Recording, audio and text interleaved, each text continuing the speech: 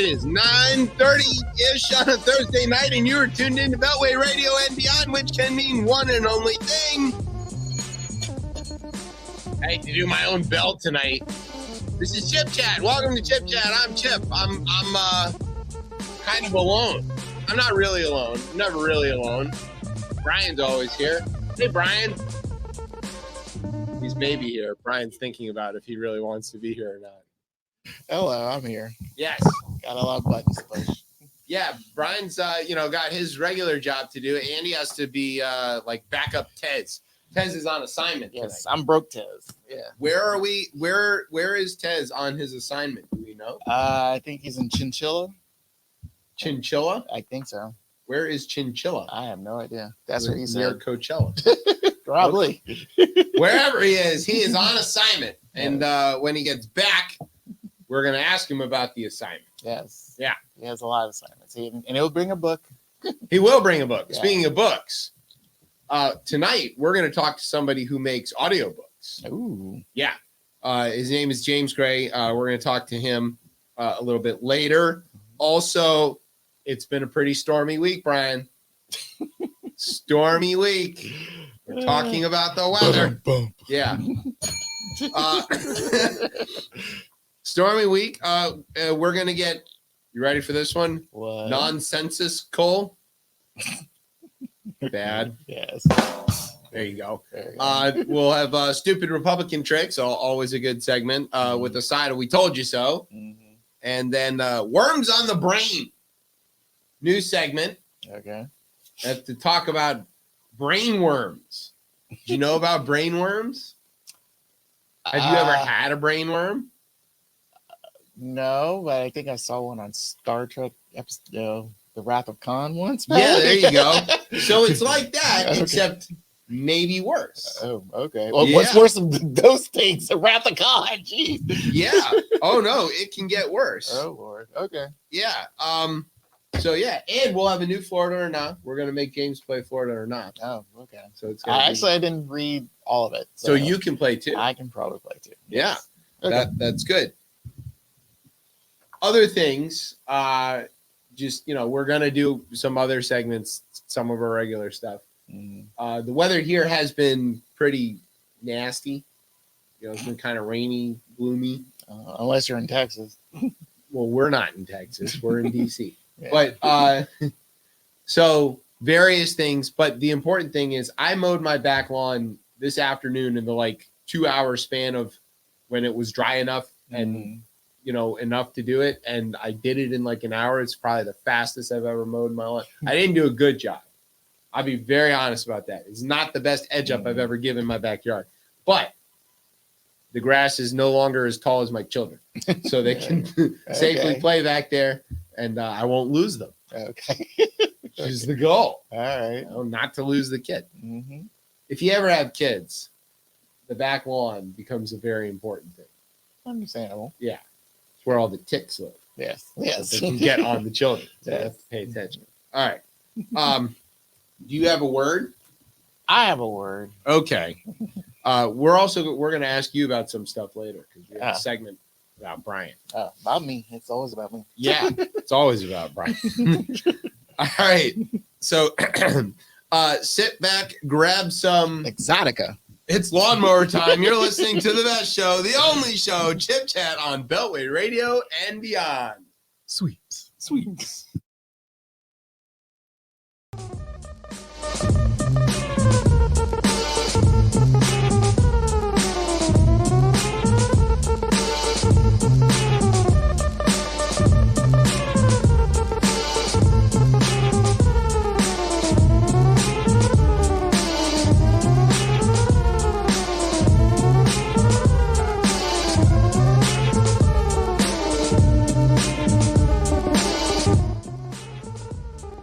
All right, well, welcome back to Chip Chat here on Beltway Radio and Beyond. I'm your host, Chip. With me tonight is Brian. Hello. Hello. That's a very appropriate way to get to this next segment. So this next segment is called Sad Stuff First this time. Last week, we bummed everybody out sort of mid-show by talking about serious stuff. We're going to get some of it out of the way tonight. Don't worry. There'll be more awful stuff to talk about later. Going to be sad for everybody. All right. So let's just say second least favorite segment that we keep having to do, which is Israel updates. So what's going on in Israel? There's a lot. Basically, all of the things that you could imagine are happening simultaneously. So here's what happened. The Israelis warned everybody in Rafah to get the hell out of the way because they're going to invade and kill everybody and smash everything. And then they're like, go to this place. And they're like, there's no place. We can't get there. We don't have any fuel. And also that place is crowded. And the Israelis were like, oh, well, we have a solution. And so they seized the Rafah border crossing with like special forces or something. They didn't go in full throttle. And they, in the midst of that, they're like talking about a ceasefire. And then they bombed everything. And then they're like, but maybe a ceasefire. And then they brought in a bunch of tanks and are all sitting around the outside of Rafah. Like, it's a very topsy-turvy sort of situation. And then the other side of this is that the Biden administration is tired of BB shit. And they're like, look, dude, we don't want you going in, like rolling tanks into Rafah and killing everybody. And Netanyahu was like, I'm going to do what I want. And Joey B was like, the fuck you are, not without some big ass bombs you're not. So he's like, that's it. I'm not giving you any more of these very specific bombs. So he said no 2,000 pounders, which basically are not a defensive weapon. Let's be honest. Those are block clearers. He said he was going to hold back on some of the 500 pounders as well. And then also the JDAMs, which is the sort of smart system that converts dumb bombs into smart bombs. And so, all those kids hollering at MIT and Columbia and GW and wherever else, they got a little of what they were asking for. Don't supply the Israelis with, weapons. It's only certain weapons. They're very clear that the stuff for the Iron Dome, they're still getting. And the intelligence and stuff, they're still getting. As a matter of fact, when the Pentagon called the Israelis and said, don't go into Rafah, they were like, well, what else are we supposed to do? And the Pentagon's like, we will basically plan anything you want that isn't that for you. We'll give you all the intel. We'll give you all the satellites. We'll give you anything you want. We'll help you logistics, whatever. Just don't do that thing. And they're like, nah. Yeah. So Ben-Gvir, who's a crazy racist terrorist, was like, oh, Hamas loves Joe Biden. Not a good way to try to get your weapons back there, Haas. Let's see. What else happened? Some of the other right-wing nut jobs in that government were like, if you take away our smart bombs, we're just going to use dumb bombs and kill even more people. You may be missing the message a little bit. And in the midst of all of this, there's a meeting in Cairo going on right now. Bill Burns, CIA director, who's been the American representative through most of this, is in Cairo. The Israelis actually sent a delegation to Cairo. The Egyptians are helping. The Qataris are helping. Hamas's delegation is there. They're trying to work out a ceasefire. The ceasefire has been like, the Israelis are like, all right, here's the deal. Hamas is like, nah, we're not going to take that deal. Then Hamas was like, all right, we accept the deal. And everybody was like, oh, well, that's pretty good. What is it that you agreed to? And then the Israelis looked at it and they're like, no, not even close. So like they're really far apart, but also really close. Like most negotiations are. Yeah. So if you think about this in like every other negotiation we've sort of ever seen, like, and it's terrible to reduce it to this, but like Lamar working out his deal with the Ravens, right? Like he was about to leave the Ravens altogether because he couldn't get a deal out of them, or he was going to sign a 10-year contract for $1 billion with his mom. And they were like right at that edge where both things were possible. And then you got a deal. And Lamar's staying purple. And his mom got commission. Is that how that worked? Did she get, she's the agent now? Officially? I guess so. Because, all the money stays in the family. So, yeah. He just broke the NFL by doing that, by the way. But anyway, so I'm not trying to reduce an international conflict where there's 50,000 people dead to an NFL quarterback negotiation. But the basic thing to sort of think about here is that the ceasefire is very, very likely, and also a massive ground invasion that kills many, many more people is just as likely. And it could really turn on who didn't get lunch that day. I mean, it's really not stable, to say the least. But good on Joey B for standing up to I guess the BB. I don't know. I mean, I think honestly, I think it's getting to the point where, I mean, recently, the latest, yesterday, let's put it that way, I saw a protest at the congressional soccer game.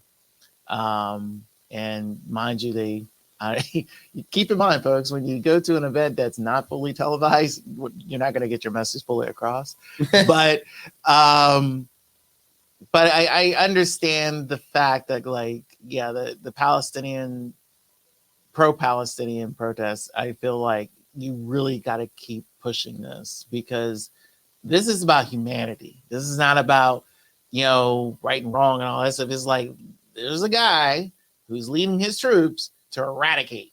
And I think Joey B's gotten to the point where it's like, no, this is way too much. It's way too much. And you don't need all of this. So, no. And I think and I'm kind of glad he's acting like, the papa in this whole situation, to where it says like, no, you don't need this. And I think, even though you'll have these pro-Israelis saying it's like, oh, we need this, we got to do this now. No, this is genocide stuff. We ain't having that. And I don't think Joe, when he signed on to give more aid to this situation, let's put it that way, I think he wasn't in full agreement on all this. No, right from the jump. And it's not right to infantilize like another nation state about what they're going to do. I mean, really, it's up to them. What the Israelis, what Netanyahu wants to do is up to Netanyahu. But the paternalistic aspect, if you want to call it that, is like, think of it this way: your kid does not need the new GI Joe, but it doesn't mean you're not going to like buy him a winter coat. You're still going to do the thing to protect him. He's going to be okay. Just not going to get to commit the awful genocide. So to the Republicans who conveniently all of a sudden really care about protecting Israel, and by extension Jewish people who did not care about it when there were actual Nazis chanting about killing all of my people, those guys are out there saying, oh, Joe Biden sold out Israel. He didn't do that. He didn't do that. The Iron Dome is still working. The intelligence is still there. They're still flying F-35s and F-16s. All of that is still going on. They just don't get to have the giant, daisy cutter bombs that kill hundreds of people at a go. They don't need that. If, for whatever reason, Iran did some shit that Israel needed to go after them with 2,000-pound bombs, don't think for a split second that they wouldn't get those for that. But they want to use them for something else, which is pounding civilians in Rafah. To be fair, let's not make this a totally one-sided thing. The reason that they want to go into Rafah is because Hamas is hiding in the tunnels in Rafah. That's where their leadership is. That's where they've got operations that are actively smuggling stuff in across, from Egypt and wherever else. It's not like this is completely without reason. That is where the bad guys are.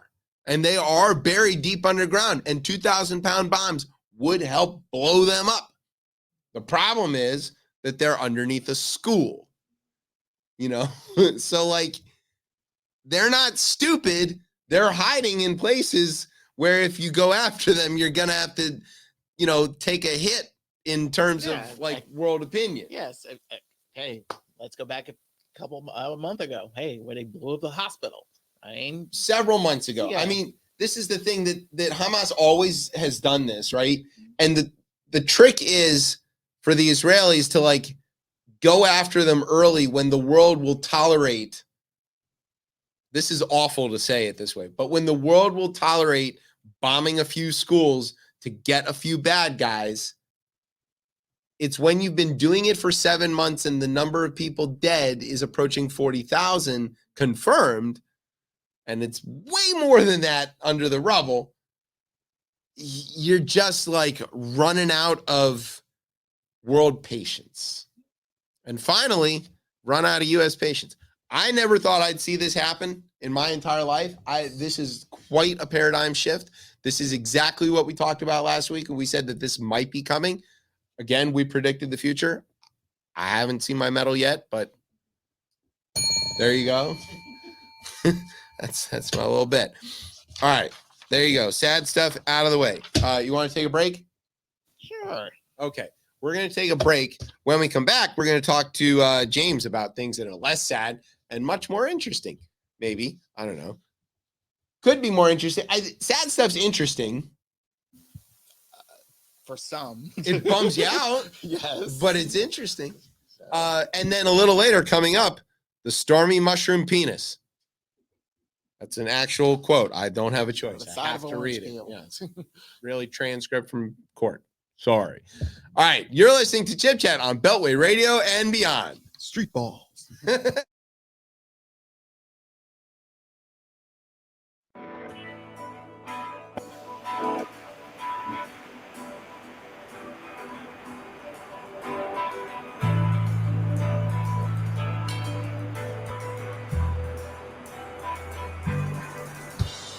Mother wolves, father risers.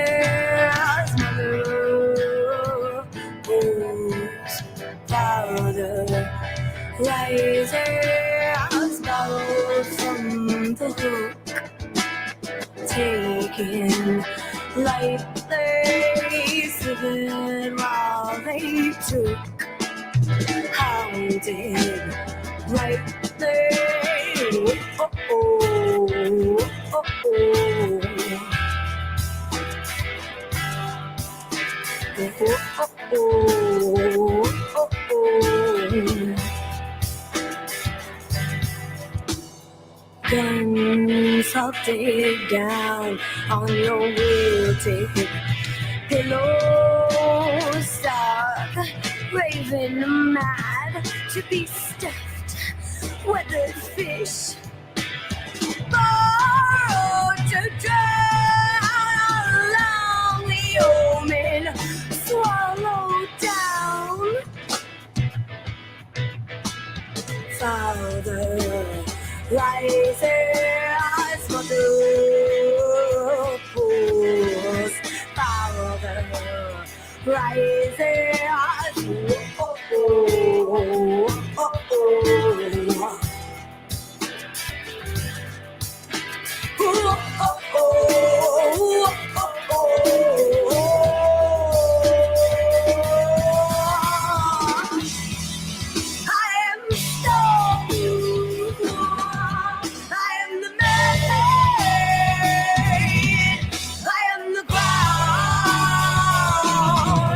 You are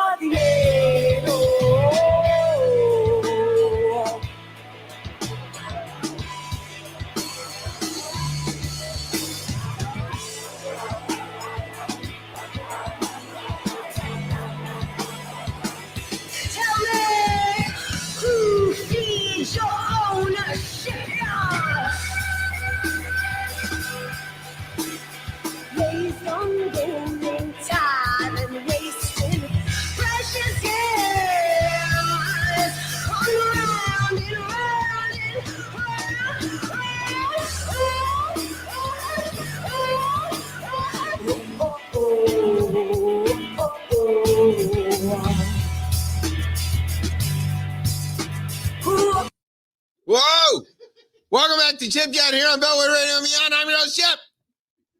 With me is Brian. Who was that, Brian?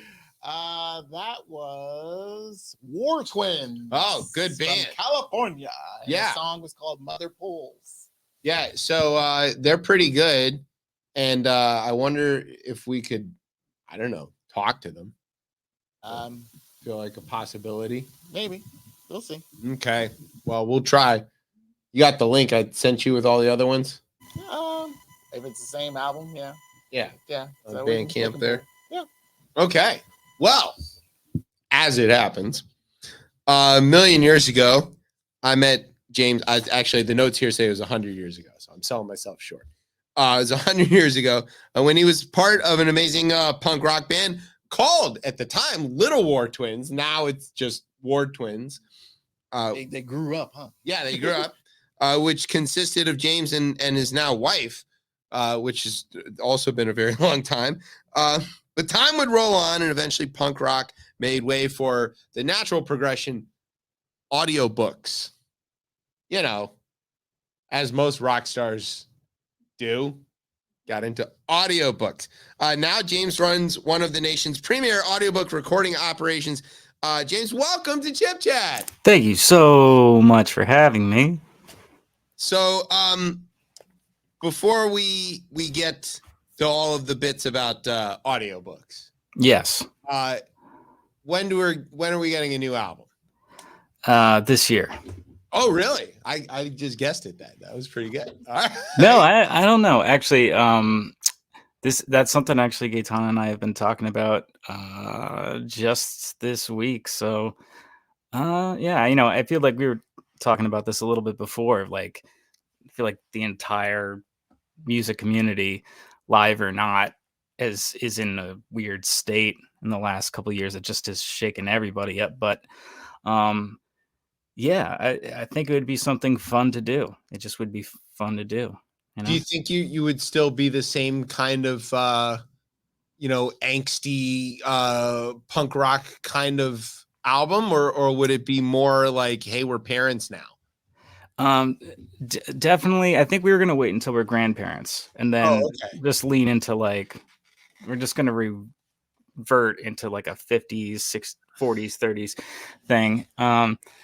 Yeah, no, actually the thing is each time we put out music, we kind of got a little bit more honed into. Now Gaetano is the primary songwriter in that.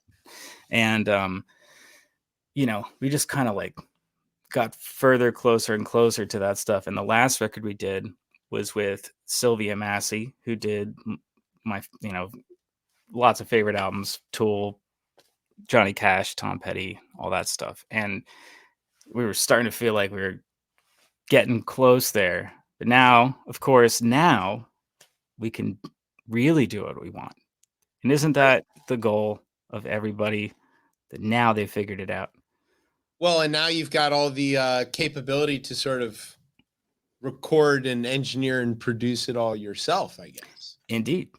Which that's like off our first mixtape of things. But yes, come a long way since those days. And yeah, I mean, Gaetano's songwriting is just so great. And that stuff was like pretty out there, progressive soul punk oddity, pure expression. But yeah, I'm psyched to do something with that.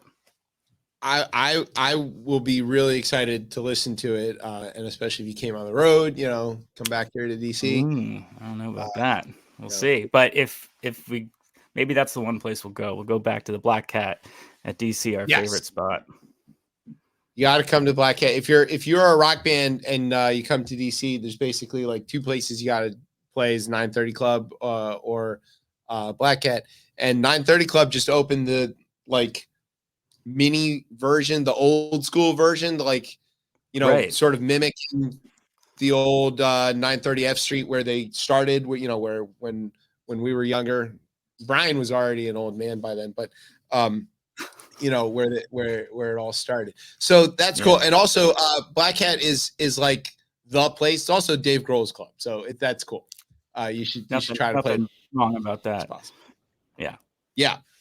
All right. So tell us about the elephant audiobooks. I did not know elephants could produce audiobooks. It's hard to record with them in the room. I think that's the first thing everybody has to get over. Yeah. But they can hear the best. So so what happened was, and it's actually fun War Twins trivia, is that Gaetan and I recorded our first Little War Twins single with our friend Kenny P, who in that studio that is now Elephant Audiobooks, he had a music studio called Elephant Music Group.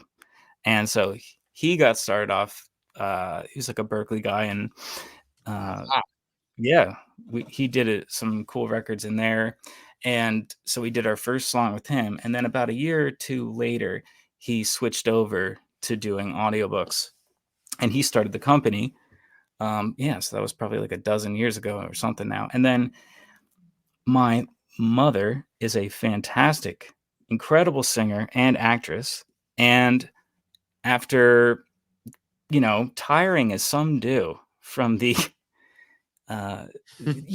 music late night schlag, she found that, I can put my vocal talents and acting ability towards audiobooks. And I really like that. And it was a great decision. And so I wound up getting started in this because I knew how to use the same music software, same, like editing software that you use for audiobooks. And so I started helping out with her first books. And then it was a coincidence that she knew Kenny from the audiobook community, and I got hooked up with him. And it was like a thing we did on the road, because as you know, War Twins, we built a bed in the back of our van. Yeah, you were a real punk rock traveling operation.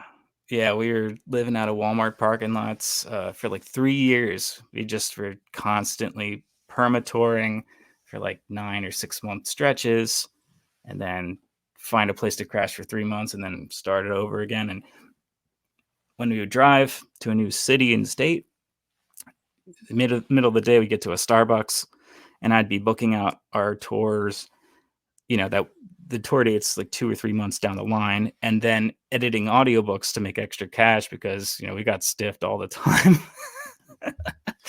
Nobody gets into punk rock to make money. That's for darn sure. Oh yeah, no, there was a tremendous amount of just like heart and passion driving that for sure.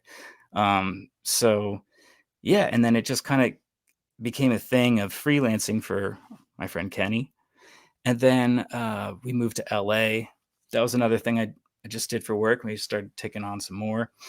And then last year, I was out at a recording session in Phoenix, and I got a call from him, and he was like, "Hey, I got this."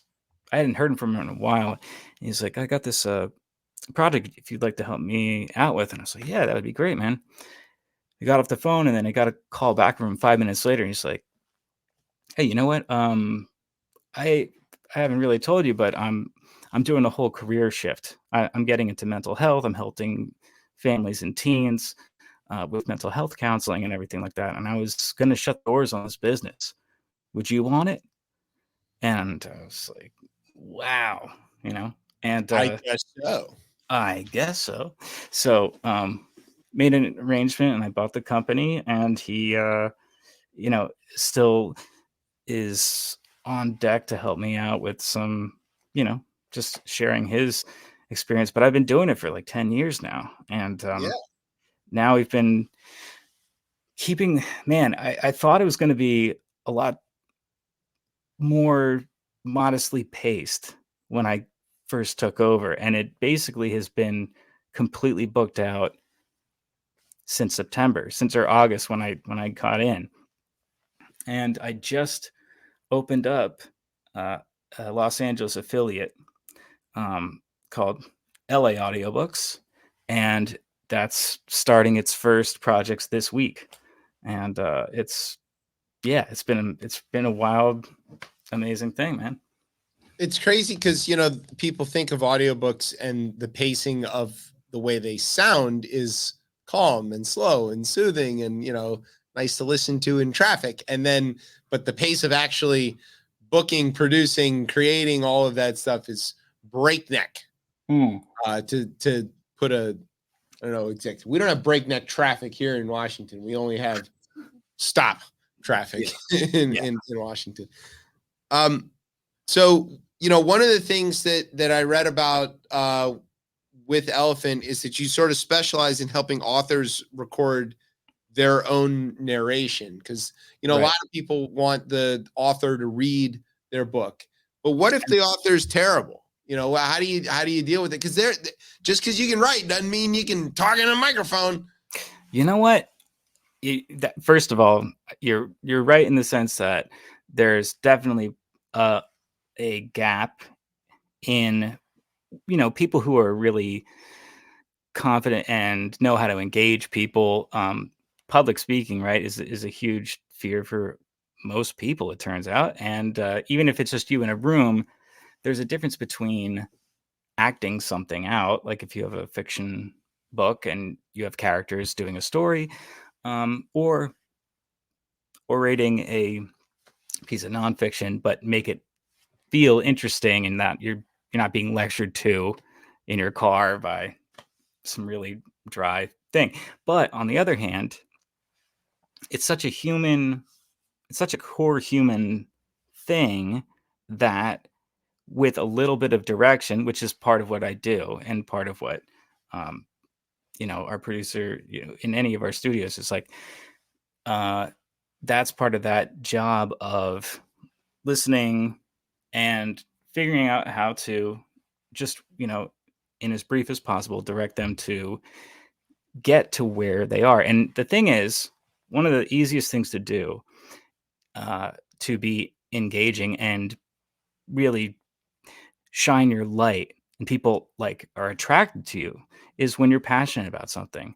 And authors who spent months and months or years and years of their life pouring every bit of their heart and soul into 90,000 words, they're passionate about it, Sure. So hope anyway. It doesn't take that much to get them to an authentic thing that sounds great to hear. And you know what? If they really just, if for some reason they're really uncomfortable with their voice and they just don't feel like it, they usually are say that up front. They're like, can you hire a, we're not interested in this at all. Can you hire somebody to, help us out? And so, then we have a database of hundreds and hundreds of different voice actors we can call on and do auditions and get something like that. And so they can hear and say, oh, this resonates with me. And then we'll hire those people. So, you mentioned the thing about public speaking. You're somebody who has been on stage in some fashion or another for a really long time. I don't know that what we do here is exactly public because, we're safely in our own studio, sort of talking to each other. But I also am somebody who just loves the spotlight and wants to be on stage. I often find it hard to remember that other people don't want that. Do you ever run across that where somebody's like, I'm a little shy about getting in front, and you're like, that sounds crazy. Why wouldn't you want an audience? Yeah, I don't consort with those types. No, I'm just kidding. No, honestly, it's kind of funny when you're doing so much music or stuff like this. You kind of are in this weird Venn diagram of people who are interested in being in that position in some way or another. But in doing this, I have found, some people who are just inherently shy, and there's nothing wrong with it, I'm not saying there's anything wrong with it. It's just hard for me to remember when people are like, I'm a little nervous about going up and telling everybody whatever. And I'm like, oh, that's right. Not everybody always wants to be on stage all the time. It's not going to be a shock to Brian or anybody who knows me that I always want to be on stage. I always want the microphone. I always want the spotlight. Apparently that is not normal. I did not know that. Yeah. Well, for sure, everybody here today is not normal, but we're okay with that. That's fair. Yeah, I don't want to. Don't call me that normal. All right, so here we're going to get to the hard stuff. The question that we hear the most regarding audiobooks is listening to an audiobook the same as reading it? And I'll take this a step further because, like Tez, our usual co-host here, right? He's a reader. He loves to read. He's very snooty about that too, and he's always carrying around a book and talking about how he reads all the time and blah blah blah. I obviously can read. I just choose not to. I don't even listen to the audiobooks. I listen to the author go on Fresh Air and talk about their book, and then I consider that I have read the book. So define for us, is listening to an audiobook the same as having read the actual book? And if not, why? Okay. So no. Okay. Great. No, but to expound further, what I think that question actually means, the question is inferring some superiority of reading over listening. Over listening, yes. Am I right? So in that case, yeah, I don't think so. And I love reading as well. And there's some obvious things to throw out, right? It's accessibility to the nth degree, right? It's just completely exploded. I'm sure that's not in debate here, but no. And you can listen to it while you're driving, for example. You're not supposed to read while you drive. But like, I was thinking about this because I know you had brought it up, and like, what is the advantage of reading the book? And a lot of times the question is brought up, did you read the book or did you watch the movie? Or vice versa, right? And the idea being, oh, you got to read the book, and that's because the book, goes into much more detail. It's longer, and it doesn't have to be compressed and all that stuff. And you get to, most importantly, imagine it yourself. Your brain activates, and you get to cast it yourself and hear it in those voices, and it finds its way in your synapses and creates relationships and connections that are just so much more personal to you than watching something that's already been fully painted out for you, right? And potentially more passive. But it's the same process, really, when you're listening. And in fact, I would argue basically either way, you're losing one dimension of something, right? You have, try not to get too out there with this, but it's fine. You're not going to run into any rules or anything like that here. Go for it. Right. So when I'm reading a book, there's a good chance that I'm going to miss some things in translation because the way I'm reading them, at the pace I'm reading them, I might miss something. And let's say, especially in the author's case, who really knows this thing inside and out, and they can speak and act out these sentences that the tone of the voice actually conveys so much more information. There's so much, the melody of it and the emotion of it. Like, yeah, you can infer those things, but there are other things that are in there in the human voice, and storytelling is like our oldest form of communication, and it just resonates into that deep psyche.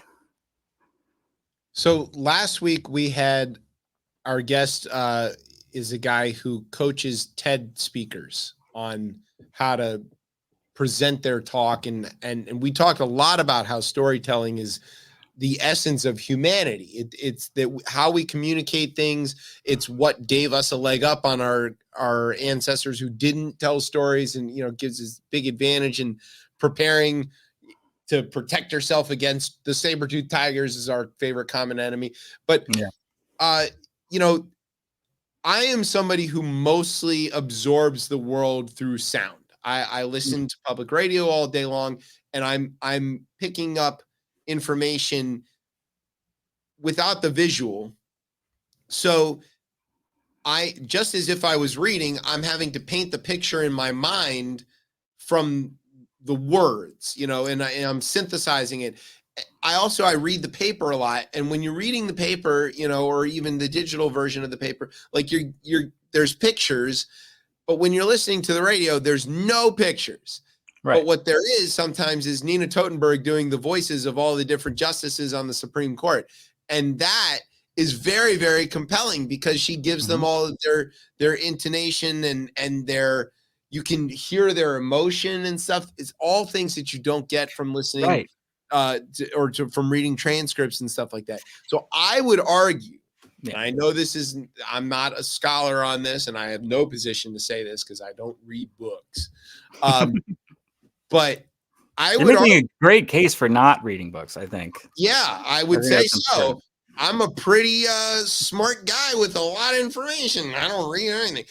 No, that's not true. I read a lot of things, but I don't read books. I read articles. Sure.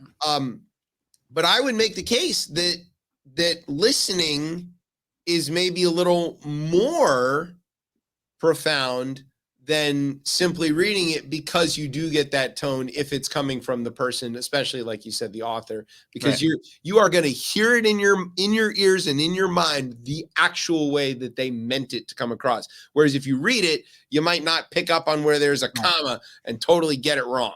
Is that fair? Can you back me up on that and tell everybody I'm the expert?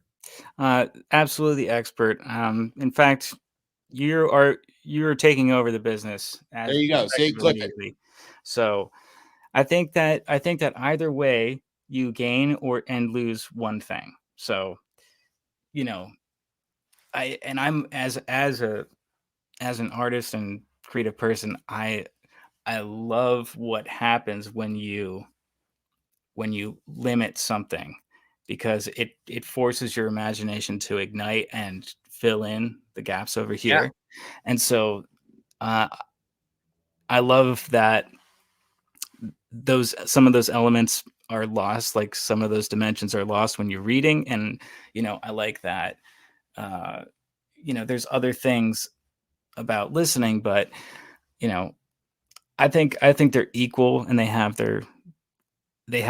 each have their, you know, pros and cons or whatever. But I mean, it's pretty much all pros either way. If you're reading or if you're listening, it's a win. And, you know, there's a lot of the stuff we do is, I mean, we do recordings for people who, you know, we record professional narrators doing stuff that other authors have written. Oh man, you're catching me. Also, by the way, I have a toddler. It's late. My brain. But anyway, but yeah, one of the things about specializing and really like getting to work with a lot of authors is channeling into their passions and getting it across and building relationships with their communities. And it's there's nothing else like it, you know. So I would echo you. It's all prose unless it's poetry. Oh, that was terrible, but I had it teed up. Okay. So the next question, of course, which is not going to shock anybody, is can I and Tez, when he shows up again, can we be added to the list of narrators? We do have an awful lot of experience. Tez, of course, reads a lot. I, of course, talk a lot. And I don't know about Tez. I think you're in. We're gonna have to see about Tez. It sounds like he came in pretty loaded against. He's gonna have to talk his way into. I think he's gonna make the case that he likes both, because he is also very much a public radio kind of guy. I was gonna say you guys did kind of pick an auditory medium here. Yeah.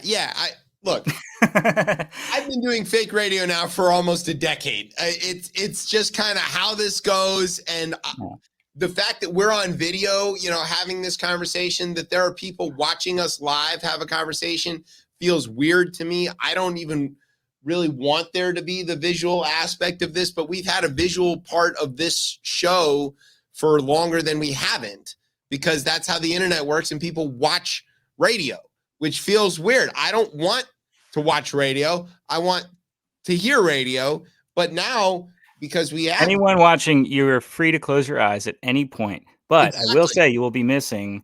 Like you have a fantastic animation to you, and I think. Thank you. Yeah. The other thing is that now that we have Brian, we have graphics. So when we do have the visual aspect of everything, and Brian throws us these wild graphics, which we never have seen before the show, it really has their own character, which is really great. So so if I want to be on the list now, I can of course record things here in the studio or at home. We can do, do I have to come hang out with the elephants, or is it a thing that I can do remotely? Obviously, it would please me greatly to get to hang out with you anytime. But we do a lot of stuff. People send in remote stuff, and I'll do post-production just like that. I mean, any way you can kind of slice it, we do it. So full production from top to bottom, or we work with a lot of big companies like Recorded Books and Spotify, and do Macmillan, whatever. They'll hire us to be a local studio in Boston or LA, and whichever way it comes at us. And actually I've been starting to do music compositions for the audiobooks too. So that's been really cool. That's cool. Like scoring and everything. Yeah, there's this awesome author, Andre Debus III, who did The House of Sand and Fog, which is also an awesome movie. But I just got to record his new book, Ghost Dogs, and also did the music for the intro and outro, and that was really cool. That sounds like it's weird. Like here we are, basically 100 years since the advent of primetime commercial radio, and we are inching our way back to radio dramas. Yeah. Here in Washington, we have the big broadcast, which comes on every Sunday night at 7:00, where we get to listen to old school radio shows. There's always an episode of Dragnet. There's always an episode of Gunsmoke. There's always an episode of Johnny Dollar. And I love listening to that stuff because you got all the sound effects and all that. But you've also got people are really voicing up and they're narrating. Mr. Dillon, I don't know about, it's very descriptive and sound. It paints this whole world. And I've never not had that, right? Because we've always had the big broadcast. But it seems like maybe the mainstream is kind of inching back to. Do we all really just wish we had Dragnet again? Is that what we're after? Yeah, obviously. And it's cool. I have a vinyl record. It's like a best of those radio shows where it's like just totally different things like that. And I had the whole first season of Superman on the radio on cassette tapes that I used to listen to on the train from New Haven back to Washington. Yeah, that entire the original podcast sense to anybody listening right now, but we used to have cassette tapes and trains. All right. So, I guess the last question I have for you is, have you ever got a call for like Australian narration of something? Right? To call you. Yeah. Right. Yeah. Call me like right away.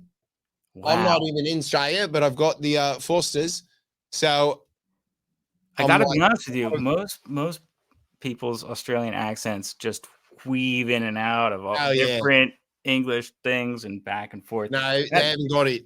I was born in Canberra. Oh, wow. So like my regular, no, I wasn't.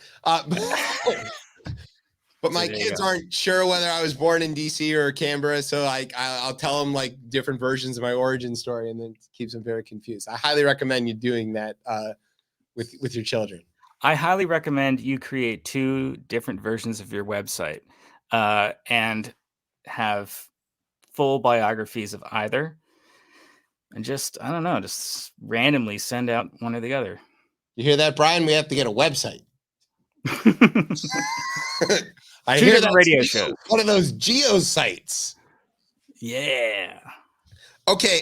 So James, the last question before we play Florida or not is how can everybody get in touch and follow? Let's say we've got several authors, several big time authors have been on our show and then gotten super famous.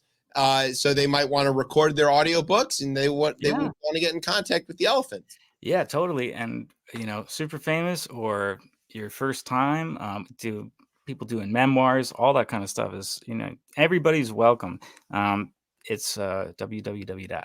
Which I love that I have to not actually say, elephantaudiobooks.com or laaudiobooks.com. You'll find your way to me. And if you're in DC, we contract out with other studios. If you're local there, you don't have to come up to Boston or go out to LA, but we love partnering up with other studios. We do it all the time, all over the country. And just hit us up and tell us about your story and your project. All right, so we'll post links to that when we send out clips of the show, and so everybody can follow you and go record their audiobooks. Hey, maybe we'll become one of those satellite studios. Brian, you want to come do more stuff here? Sure. There you go. The enthusiasm. Radio is we're a part of the network now. Great. Okay, so we're gonna make you play this game, which is called Florida or Nah. We have a sound effect for it. Or not. There you go. Oh. The way this works is we're going to read you a news story with the locational details removed, and you have to tell us whether this happened in Florida or not in Florida. Yeah. Sounds pretty easy. Not always that easy. Really? Okay. Yeah. See, a lot of people get super confident. It's not like the story isn't meth alligator wins mayoral race in Jacksonville. That would be too obvious. Not that I can't trust your answer here, but are they not all in Florida? No. Oh, okay. It's a fair shot. Okay. Unless the one time that I forgot to read Switch the strike cards, throughs on the script and just outright told our guest, but Twice. She got it right. Nice. It was in Denver. Okay. All right. Are you ready, James? I've never been more ready. Okay. Airport security officers found a slithering surprise last week, a bag of snakes hidden in a passenger's pants. According to a Twitter post by the TSA, officers at the international airport found the small bag of snakes hidden in a passenger's trousers on April 26 at a checkpoint. The post included a photo of two small snakes that were found in what appeared to be a sunglasses bag. TSA said the snakes were turned over to the Fish and Wildlife Conservation Commission. Did this happen in Florida or not in Florida? It's tough because the camo sunglasses bag feels like it tilts it, but I'm going to say nah. Going with nah. Incorrect. It's in Miami. It was. You should have gone with your instincts, but I like that you showed your work because we always ask people to show their work. So that's good. This one was in Miami. I don't know what kind of snake that was. I don't know, Brian. Can you put it back up on the screen for us to see if we can identify it? Let's be honest. It just looks like too small a snake to come from Florida. Yeah, but they're kind of cute. I mean, other than that ruby-ish / revealed brain matter on the top. I think it's just a marking. I don't think it's. Oh, okay. I'm not. Could be a raisin just stuck to its head. It could be, raisin snake. That's definitely the kind of snake. I was mowing the lawn today, like I mentioned earlier, and I moved something out of the way, and underneath was a adorable little garter snake, and that happens to me when I'm mowing a lot. I find snakes or frogs, but usually snakes, and so I was very careful, and I kind of nudged him a little bit so he would go on his merry way. I got some pictures of him, but if I wasn't time crunched, I would have picked him up and cuddled him and brought him inside and showed the kids, and they would have been really excited. My wife would have screamed and yelled at me, but and brought him to the airport. Yeah, and then I would have put him on an airplane and sent him to Florida. Yeah, Dressed as Samuel L. Jackson. Right. Yeah. That guy really wanted his motherfucking snake on his motherfucking plane. The Yeah, TSA stopped he him. only did that movie because it was named that. They tried to change the name, and he's like, "No, Yeah. that's why I'm doing it." Right. It's a great name and it's a great premise. You don't even have to know what the plot is. You know what the plot is. There's snakes on a plane. Yeah. That's the plot. What else happens? Next, Dude, snakes on a plane. You get it, right? All right. As you mentioned, it is a school night, and you got to take care of various children. So before we only one. Thank goodness. just one yet. One's enough. Calm down. Yeah, it's probably a good idea. I wish I had stopped. No, I'm kidding. I like my other two. So, but before we let you go, tell everybody one more time the website where everybody can follow you if they want to follow you on Twitter and all that kind of good stuff. elephantaudiobooks.com. And it's on Instagram and Facebook. I vehemently don't believe in Twitter, which I know must be shocking because I feel like you must like Twitter. We love Twitter. Yeah. Back when it was Twitter. Right. And it was helping to overthrow the Iranian theocracy. Yeah. It turned out that didn't quite work out, but we tried. There are some perks to it, but yeah, that was back in 2009. Oh my goodness. Ryan was 63 years old in 2009. Yeah, it's been a while. All right, so go to elephantaudiobooks.com. You can get all the information there. If you're an author, you can go get your book in the queue. It's booked way in advance. So don't think you're showing up next week to go record your stuff, right? You're going to have to wait until 2026 or whatever. Yeah. Well, it's always better to just hit us up and talk, and we'll see what you want to do and see when we can fit in. And if you really want a overly excited, loud, fake Australian, I don't need to call anyone else. Check. Yeah, I got you. We got it. We're ready to go. All right, James. I think we're gonna go out with one more of your songs. So we're gonna put that on for our break, and we will come back with the third half of the show. Thank you so much for joining us. I will send you a message a little bit later with links and all kinds of good stuff, and we really appreciate it. All right, thanks to James. You are listening to Chip Chat on Beltway Radio and beyond. Sweeps.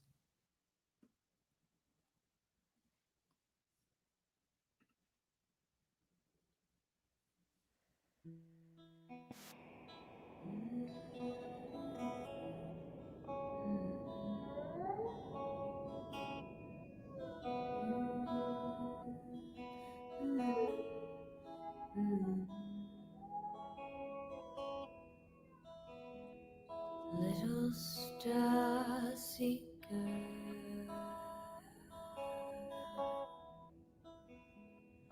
living on the mount,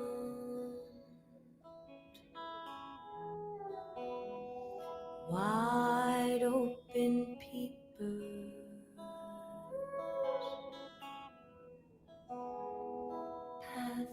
pathfinder cloud.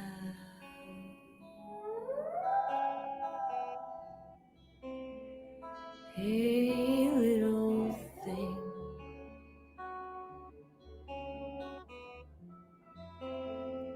don't get lost.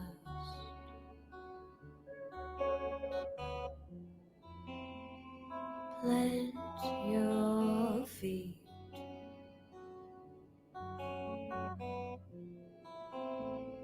Mind your losses.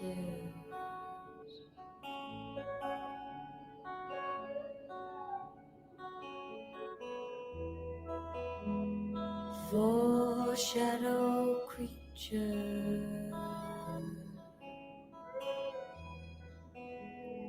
living for the crowd, stargazing teacher,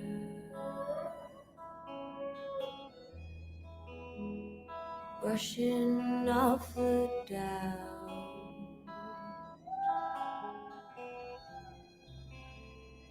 Hey, little thing,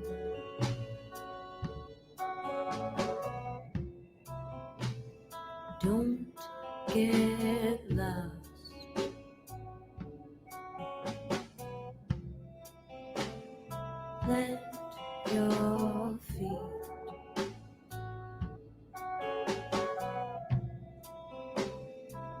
on your louses,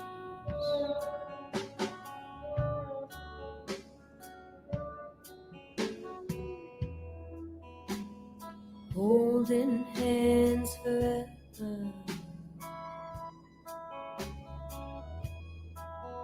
with a dish and the spoon,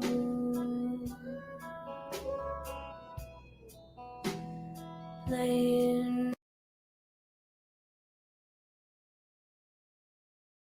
I don't like them putting chemicals in the water that turn the friggin' frogs gay. Do you understand that? Turn the friggin' frogs gay. Serious crap. Gay. Frogs, friggin' frogs. It's not funny. I'm gonna say it real slow for you. Gay. Frogs.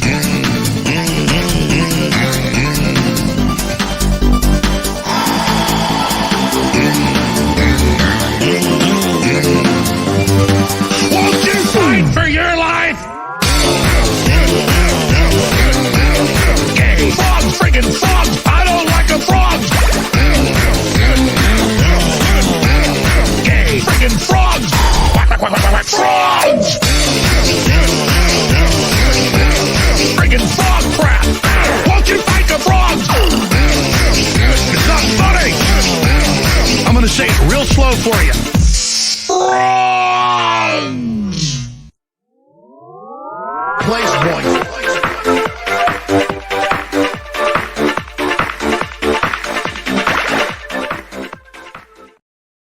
Frogs! Welcome back to Chip Chat here on Bellway Radio and Beyond. I'm your host, Chip. With me tonight is Brian. Come Benoit. And that was our favorite Alex Jones song about the gay frogs. Oh, I'm gonna let you know. Since Tez wasn't here, Yeah. I'm constantly trying to find new music Featuring Alex Jones. featuring Alex Jones. Yeah.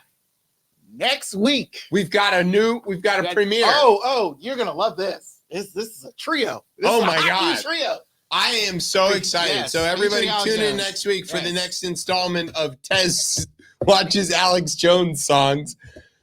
Speaking of which, last week my family and I went down to the Natural History Museum because it was rainy and sort of yucky out. And what are you going to do? You got kids, you live in DC. What are you going to do? Right? So you go to Natural History, you can show them dinosaurs. We get there, they're like, it's Amphibian Week. You should check out all this stuff about amphibians. We're like, sounds great. We love amphibians. So we went and learned all about the amphibians. All of the different federal agencies that deal with amphibians, of which there's apparently dozens, we're all there, right? The Forest Service, Park Service, you had the U.S. Geological Survey. It's really interested in frogs for whatever reason. The Defense Department is very interested in frogs. I think they use them to figure out how toxic the bases are or something like that. Anyway, the various frog presenters were like, oh yeah, it's Amphibian Week everywhere. Tomorrow, we're going to be at the zoo. And my children retained that information. So the next morning, they were like, we need to go to the zoo to go see the same people talk about frogs. They're like, all right, well, we're Fonz members, right? We're supporters of the zoo. I was raised at the zoo. It's not shocking to anybody. So let's go to the zoo. So we go, all the way up Woodley Park and go to the zoo. And we get there. It is also Family Diversity Day, celebrating families who are, not necessarily the Fox News version of families, but might be same sex, whatever, different things. I get you. Yeah. The rainbows were there. And we were like, yeah, all right, well, we're allies. We're down. So they had this whole big tent set up with like all these different things. I got like a temporary tattoo and like there were drag queens and doing all this music, and it was great. And the kids had a really good time. They're like, yeah, in the middle of the zoo, there was a party and it was so fun. And then we went right from that to the frogs. And I couldn't help but think about, they're turning the freaking frogs gay. Because it was Frog Day and Gay Day at the zoo.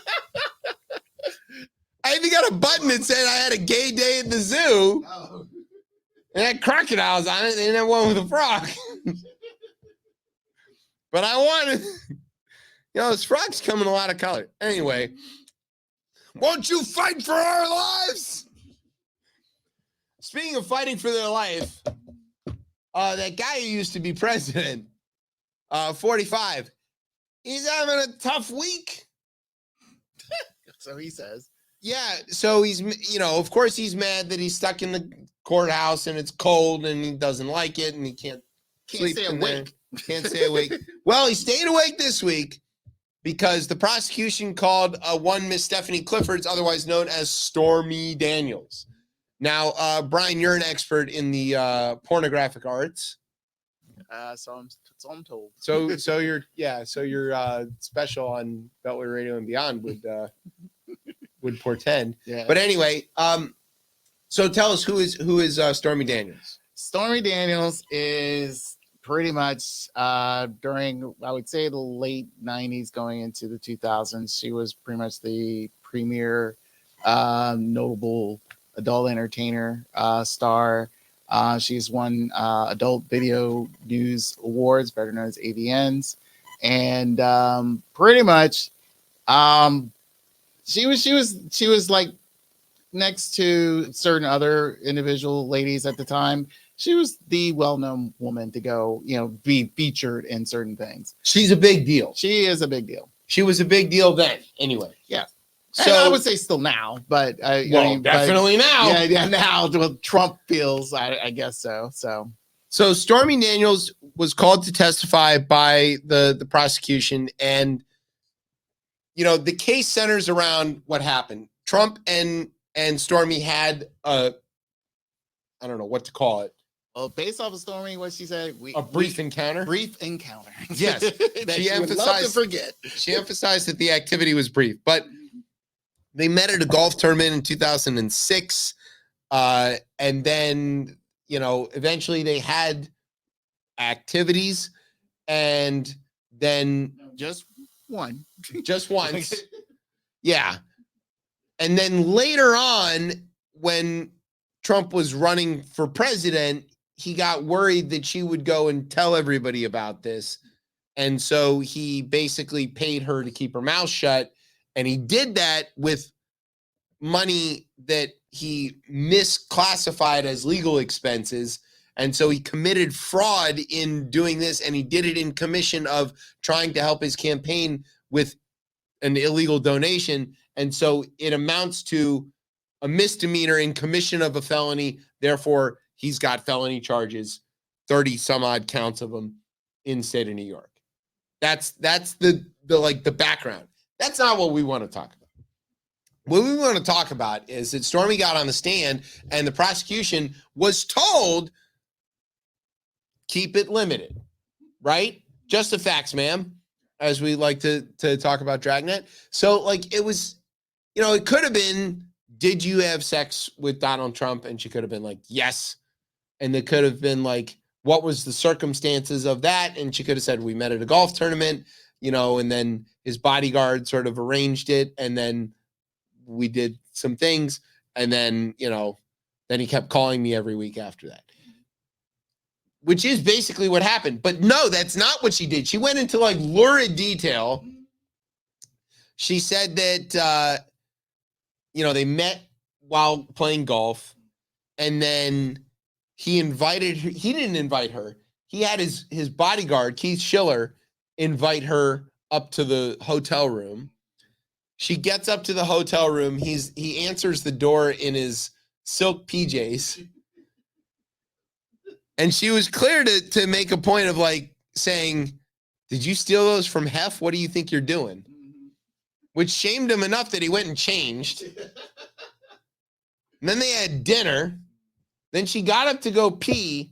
When she came out of the bathroom, he was laying on the bed in his t-shirt and boxer shorts. Now, I would caution anybody from trying to envision that. Please don't do that. If you've already done it, I'm sorry, it's too late. You can blame James for my brilliant narration and causing that image to pop into your mind.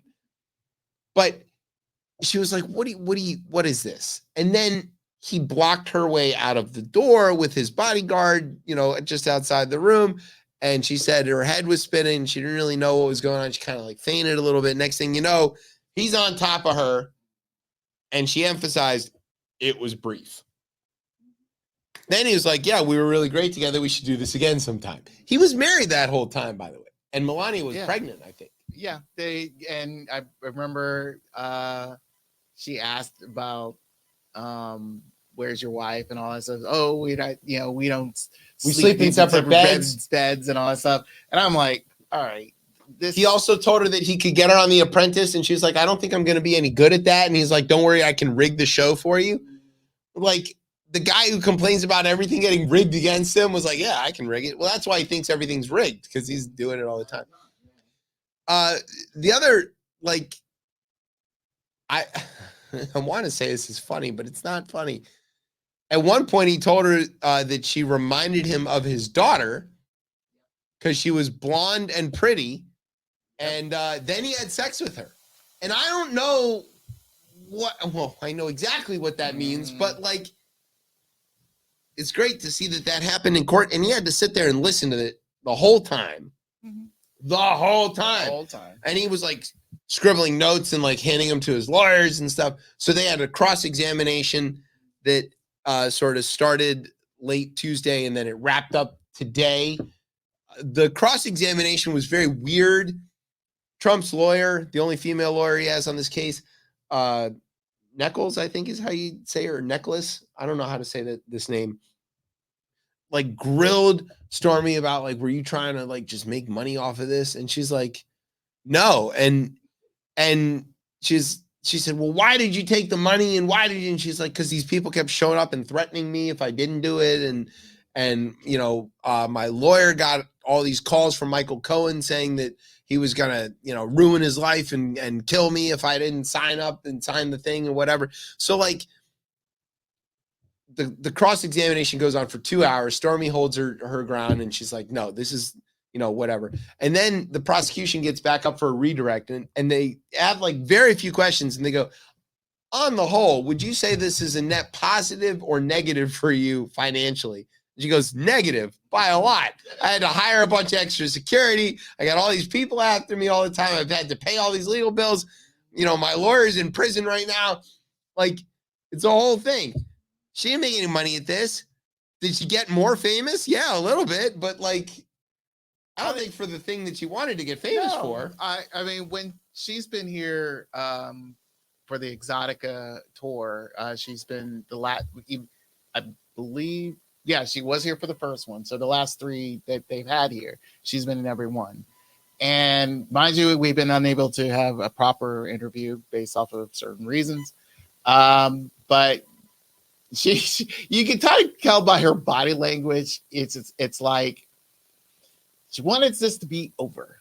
Yeah, and she was pretty explicit about that this week on the stand. She was like, I never wanted any of this. Yes, but the thing is, I believe it's not the sense of just the trial or everything, just to have that association with him. And she knows full well if that association will be for here to eternity. But the thing is, but she never wanted that. Yeah, she never wanted that. And I think that if it never came up, if let's say this, a smart politician would either, not the hush money stuff. If you didn't do the hush money, trust and believe we would never have known about it.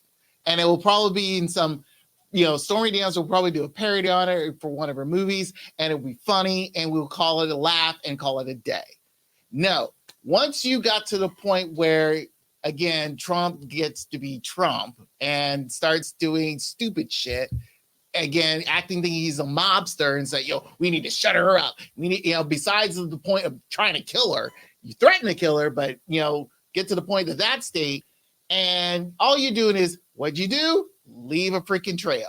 And that's what they did. And that's why he's caught. So what we learned in court today, actually, because they were talking to like some of the bookkeepers and all of that, is that the checks that they were paying her or paying Cohen back with, which were the illegal part of this, were out of not the campaign's account, but out of his personal account.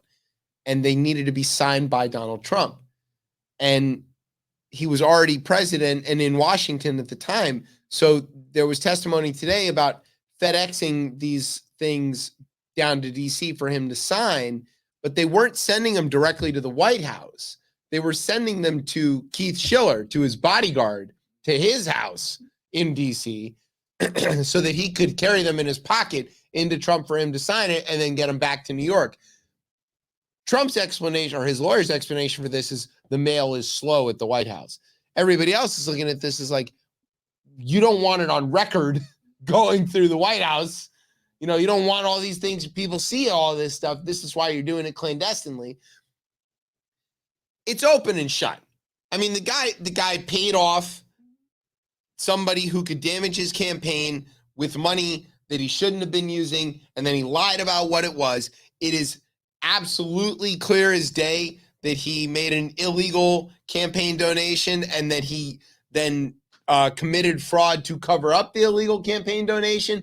And those are felonies. Are they kind of like technical fouls that aren't like egregious? Yeah, they are. Is this the kind of thing that a lot of politicians have gotten away with in the past? Yeah, it is. But you know what? This dummy did it with a check. He did it with a check with his goddamn signature on it. If for nothing else, Toronto Dump deserves to go to jail for being a shitty criminal. Leaving a damn paper trail behind you. You moron. I'm sorry. Fucking moron. Rex Tillerson. Speaking of fucking morons, Judge Eileen Cannon. So we've talked about that she is the judge presiding over the stolen documents trial going on down in Florida. She's a federal judge. She was appointed by Trump.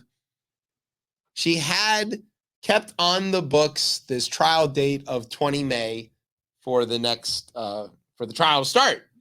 But there were several decisions that she still had to rule on that she just hadn't ruled on. And she kept asking for like help to rule on these because she doesn't really know what the rules are about any of this.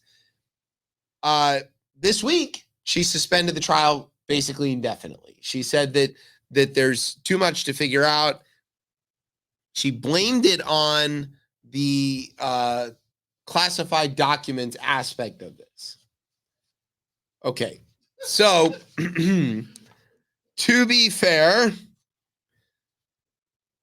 trials involving classified documents get a little tricky, right? Because in the United States, court is open. So anything that happens in court is basically published. Anybody can read it. That's why we're all getting transcripts of everything that happens in court with Trump every day, because that's the idea. It's in open court and you're swearing to it, and that's the transparency. However, when it comes to classified stuff, you might not really want that to be out in the open. So you have to come up with a bunch of rules about how we're going to refer to documents. This is document 1, document 2.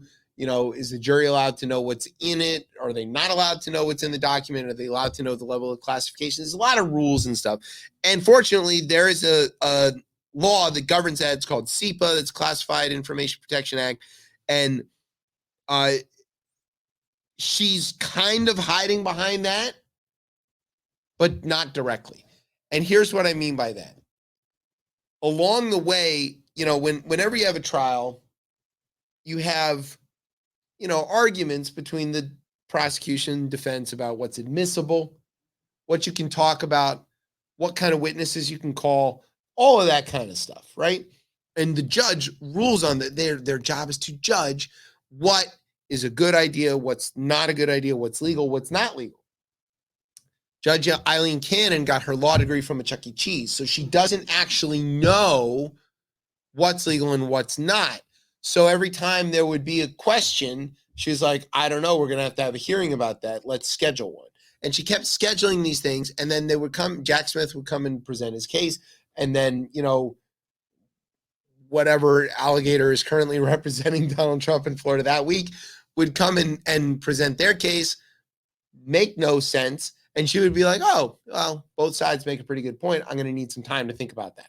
She has not actually ruled on any of these things. No, that's not true. She has ruled on some of them. And as a matter of fact, in every single one that she's ruled on, she has sided with Jack Smith and the government, which means that they were right. But she's slow at it because she's inexperienced and kind of stupid. All right. So this is where I question this isn't a federal court, right? It is federal court. Okay. So that means there has to be a chief judge that either schedules this or can take over. So yes. So why that has not happened? Good question. The answer to that is pretty simple, but also explains why we're in the situation that we're in right now. So the federal court that she serves on is within the 11th Circuit. So let's say there's a case, she decides it, somebody appeals it, it is appealed to the 11th Circuit. Okay. If she were to make some rulings, somebody, Jack Smith, could appeal those rulings to the 11th Circuit. And they could either overrule her and send the case back and say, these are the rules that you have to use, or in very rare instances, they can use what's called the mandamus rule, which is to say they will snatch the case away from her and either reassign it or take it on within the 11th Circuit. It's really rare for that to happen. By not actually ruling on anything, there's nothing for Smith to appeal up to the 11th Circuit. So he can't basically call her mom on this one. And it was pretty clear that he was waiting for her to rule and get it wrong on several of these things. Like when he wrote 27 pages explaining why the thing you're asking for is blatantly ridiculous and illegal. And Trump's lawyers wrote back 3 pages of quoting Lee Greenwood records or whatever. And she didn't rule on that. So because she hasn't ruled, there's nothing to appeal. And because there's nothing to appeal, you can't get the 11th Circuit to step in and take her off the case. So she's found this sort of squishy gray area where nothing can happen. And then nothing can happen. And then she doesn't schedule it. So the whole thing is indefinitely suspended, which is exactly how Trump operates legally. He never wants cases to play out. He wants everything delay, because then he gets to make up the story all the time. So it would be exceedingly rare, perhaps completely unprecedented, for the government to appeal up to the 11th Circuit to mandamus her off the case without any rulings that they disagree with, because she has ruled in the government's favor on every one of these things. I understand understanding that aspect, but I just feel like based off of timing, and if there's a set date, which was pretty much will be within the next 10 days or so, depending on when you hear this show. Right. And I feel that, based off of current performance, I just feel like, nah, I wouldn't entrust someone who I believe is fully capable of handling something of this magnitude, to preside this case. I really think it's just you need someone of a senior level, which I don't think she is. No, she was appointed in 2020. So she's never been a judge before that. Yeah. She had only gotten out of law school a couple of years before that. Yeah. So I feel like this either you're throwing her into the wolves for something you feel is this is either you felt like it was nothing, which I think is no. But I just think the way I see it is I feel either the schedule of this is highly at fault, because I really think he's this should have been a senior level judge to handle these proceedings. So she specifically is scheduling this in a way that will make it happen after the election. Yeah, then mind you, you can have the conspiracy theorists figure just she's a plant for Trump. This is all he did appoint her. Blah, blah. Yeah, appoint her, all this stuff. But the thing is no one anticipated this shit. Right. But so the rules aren't set up to allow Right. for this. The Right. rules are set up that you draw the judge based on basically a random Mhm. dice roll within the circuit in which this is happening. And he ended up with her. Yeah. And, you know, it does look like she's a Trump appointed judge. She's delaying this thing indefinitely. You know, she's essentially letting him off the hook or hoping, you know, that he can win the election and then, you know, nix the case entirely. It's fair to say that. It's all fair to say. But the rules don't say that. And the founders never anticipated a reason that you would need to have, you know, the grown-ups take over, you know, for the circuit court to step in ahead of the district court and say, you know, we got this one. You know, it ain't like that. If you think about it in terms of anything else, you know, you see on cop shows or whatever, you know, you got the beat cop. It's like, you know, doing the thing, whatever, and the sergeant shows up and says, I got this one. You know, like, is this a serious? We're taking it up to the captain. Like, it ain't like that. Right. The rules don't allow for that. So I wouldn't say it wouldn't allow it. But no, they don't. I know they don't. But I just feel like they should. Yeah, I just think it's like, understandably, this is not about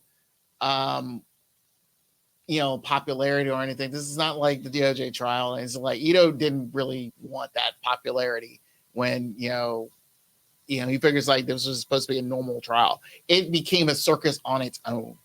And I think for this, full well it's becoming a circus.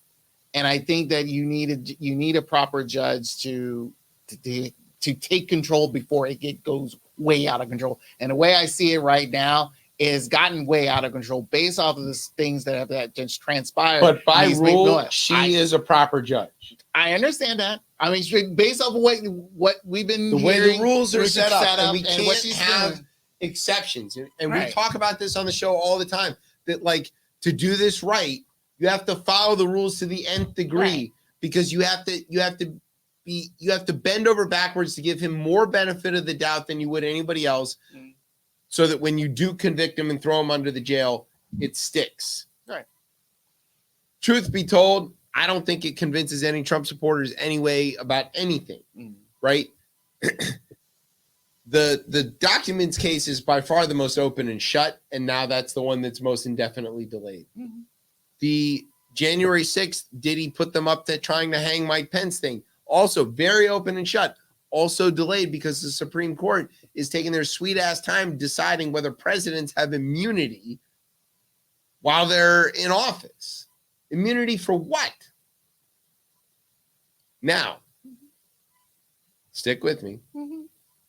The court has to rule, by the end of their term, which is at like the end of June or July. Okay.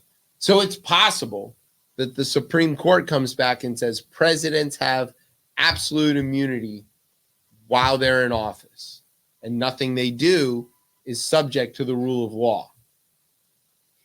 It's possible they rule that, right? He's got 6 of them on there, 3 of which he appointed. 1600. Yeah, that would Number 2.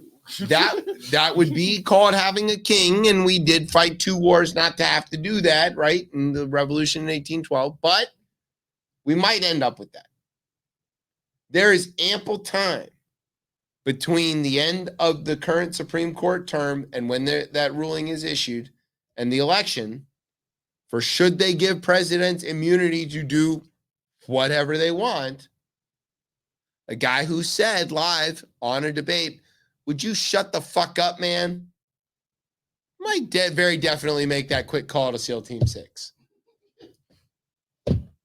Hey, I'm not joking around.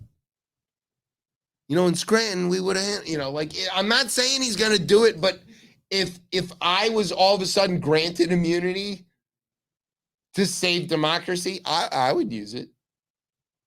I would use it. Hopefully Joe Biden's a better man than me, but I would use it. Speaking of not a better person, you want to do stupid Republican tricks? There's more. Oh yeah, that was just Trump trials. This one's in Utah. You know where Utah is? I believe that's where the Arizona Coyote is going to be moving to. Correct. Yes. They're going to be known as the Utah Soft Rock. I just thought they to were go just along be, with the Jazz. yeah. Well, I'm told they're just going to be Utah for a while. Yeah, they can't come up with the name apparently. Yeah, they got to go through a circuit court to find out what their name is. All right, so Utah passed a law that said that schools, other government buildings, whatever, they had to have this complaint form where people could report trans people in bathrooms. Which again, as we've said on this show hundreds of times, all of us have peed next to trans people. The thing that you think you're worried about is called men being rapists. And they already can do that. And no amount of these rules or forms that you got to fill out are going to stop them from walking into unlocked bathrooms and doing whatever they want. And to be expressly clear, nobody is pretending to be a woman to sneak into a bathroom to lie in wait for your precious wife or daughter to walk in there so they can snatch them up and rape them. There are men doing that. They're just called men. You should ask the bear about that. Everybody in Utah that voted for this law is mad that the woman picked the bear. And if you don't know what that means, way to go, incel. Okay, so they were like, oh, Utah was like, oh no, there's going to be trans people using bathrooms. So what we need to do is make mandatory reporting if anybody sees this happen. And they're going to release this form where you can click this website and report something happening. I will give you exactly one guess of what happened. The website crashed. Yeah, everybody started filling this out and sending a bunch of bullshit to the to the website. Yeah, trolls overloaded the I don't know what to call it, the reporting mechanism, the form. Yeah, I think they called it a trans form. I guess that's what they called it. Trolls reportedly flooded the forums with fake reports, including one about a beaver in their bathroom at 3 a.m., memes, photos of bull testicles, characters from the Bee Movie, and one about Matt Gaetz harassing underage girls. Just one? You got off light. By Friday, the guy who was running this thing told the Salt Lake Tribune that his office had received 4,000 complaints in one weekend, 4,000 complaints, and they all appear to be fake. Newsflash, they were always going to be fake. We didn't see anything that looks credible, he added. I would assume that the legislature probably didn't think through what kind of public backlash might happen. I should say so. Yes, that is correct. They didn't think through that. Adding to the stupid Republican tricks, growing number of Republican lawmakers are making a renewed push to basically change how the census works. So the census is required by the Constitution to count every person in the United States every 10 years. And then that information is used to do things like draw congressional maps, figure out federal funding and apportionment, all kinds of stuff like that. Republicans, and it's exclusively Republicans, have been very interested in not counting undocumented people in the census. So they keep trying to pass laws that say we're not going to count them. Well, the Constitution says you have to count all the people. And the reason the Constitution, just to be very clear about this, the reason the Constitution includes counting all the people is because of the 3/5 compromise, and you have to count for slaves. Because if they only counted the people that they wanted to vote and have authority, the South would have had so few people in it that they would have had zero representation. But to get around that, They're like, not only should we count all the people, but even the slaves should count as 3/5 of a person. So if you get 5 of them together, it counts as 3. They're almost a people, which let South Carolina vote. Like, if it weren't for that, the South would have no representation. That is explicitly what that is. The same people who support that are now into this idea of, well, we don't want to count the illegals. We don't want to count the people who are non-citizens. So they keep trying to have a citizenship question on the census that's been ruled by the courts to be blatantly unconstitutional.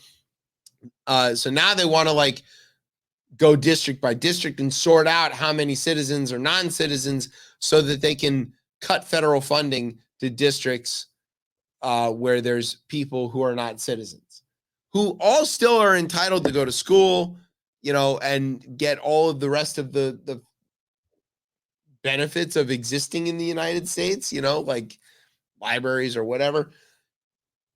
They don't want that. They want to make it harder for the citizens who live in places where there's non-citizens, want to cut their school funding to somehow punish the illegals. No.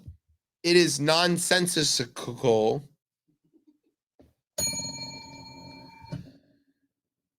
It's illegal. It's wrong. It's immoral. It's racist. It's stupid. And it takes away funding from your own poor fucking districts, you idiots. You rural people in Tennessee. Why don't you want the extra money? Dummies. The 14th Amendment says that you have to count the whole numbers of persons in every state, by the way. You know why we have a 14th Amendment? Because of the Civil War. Yeah. Yeah. Great. Some Republicans want to exclude all non-citizens, not just unauthorized immigrants. So that's people who are here with green cards, people who are here working, paying taxes, have Social Security numbers. They're not citizens. They shouldn't get counted? I don't know how that's going to work. Quote, yes, the census has to count every person. The problem is the level of illegal persons. Heavy pause on illegal persons. Not sure what an illegal person is. Now, 3 kids in a trench coat trying to sneak into an R-rated movie, definitely illegal person. But they're made of 3 actual people. Let's see. That now live within the continental borders of the United States has reached such a point that it thwarts the intended service of our representative republic in the House of Representatives and the People's House, said Clay Higgins of Louisiana. Those are a lot of big words for a guy from Louisiana. He went on to say a bunch of things that nobody could understand. In case you didn't know, Republicans are racist. Want another one? There's more. Yeah. So remember the governor of South Dakota, Kristi Noem, who shot her puppy and then wrote a book about it? I'm thinking of the old In Living Color bit. Yeah. It's like, shot my puppy. Wrote a song about it. Want to hear it? Here it goes. Here it goes. That's exactly what happened. So she shot her puppy, Cricket, and then she wrote a book about it. Guess what else she put in the book? I believe she met somebody that I try to remember. When did she meet him? She claimed to have met Kim Jong-un, who is the dictator of North Korea. She went on to include extra detail about how when she met him, that he underestimated her, but she knew how to handle little tyrants because she used to teach Sunday school. Which is very, very, very funny. Or children's pastor, sorry. Yeah, it's a children's pastor. But still, it's I mean, because I remember Trump and him. I remember that they made a big deal. He had a love letter from him, remember? Yeah. And I'm thinking it's like, so she I never know, because mind you, I know a lot of local officials have gone overseas to meet top-notch officials, whatever, or at least their counterparts. But it would have been another big deal if her to meet him, and I never remember. It wouldn't have made sense. You know, why would you send the governor of South Dakota to meet Kim Jong-un? So she didn't, actually. And so when all of these reporters started asking her about this while she's out promoting her book about shooting puppies, she's like, I'm not going to talk about that. And then she called the publisher, or the publisher announced that they were going to reprint the book 2 days before it was released. So they had to pull all that hard copy back in, reprint all of it, and removed that segment because it didn't happen. So then she had to go on this whole tour of every station, including Newsmax and Fox News and all these other like right-wing, where they're like, so did you meet Kim Jong-un? And her answer was, I'm not going to talk about conversations I've had with world leaders. And they're like, but you had it in the book and then you took it out of the book. Does that mean that it's untrue? And she's like, I'm not going to talk about my conversations with world leaders, but I've met a lot of them. Okay, Sarah Palin, nobody asked you, but got it. And that's bad and stupid. But it gets badder and stupider. It does for her? How? Yeah. How? She recorded the audiobook.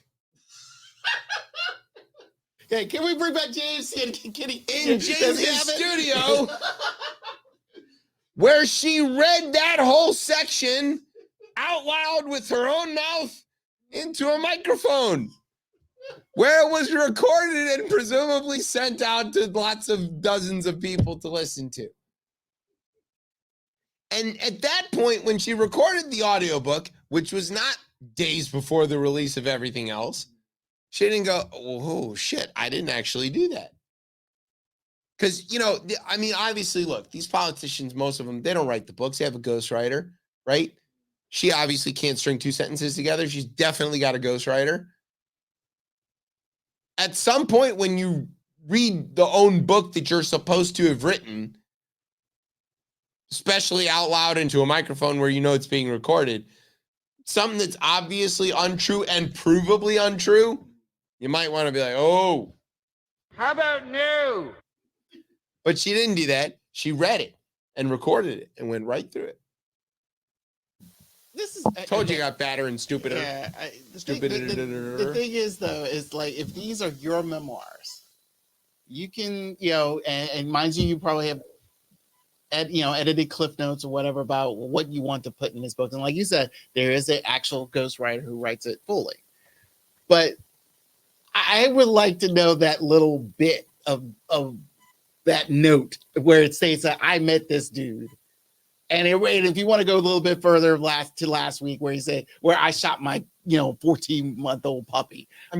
She had in lurid detail. Yes. I mean, to me, I felt like I need to talk to the author, the ghostwriter. The actual author. Yeah, the actual. I need to know was your cliff notes, your notes on writing this mess that somehow will help her and her campaign to be trying to be, Trump's, running mate. So the guy on Newsmax was pretty blatant, like said to her face, he's like, if you had asked me 2 weeks ago who was on the top of the list to be Trump's VP, it would have been you. Now I'm not sure you should even be on that list at all. And she was like, I'm not going to talk about my conversations with world leaders. That was her answer. She's like, you look like a puppy. I'm going to, I can't wait to find out what else in here is stupidly, provably untrue. What I don't understand is why, if you're going to write the book, why fabricate the story?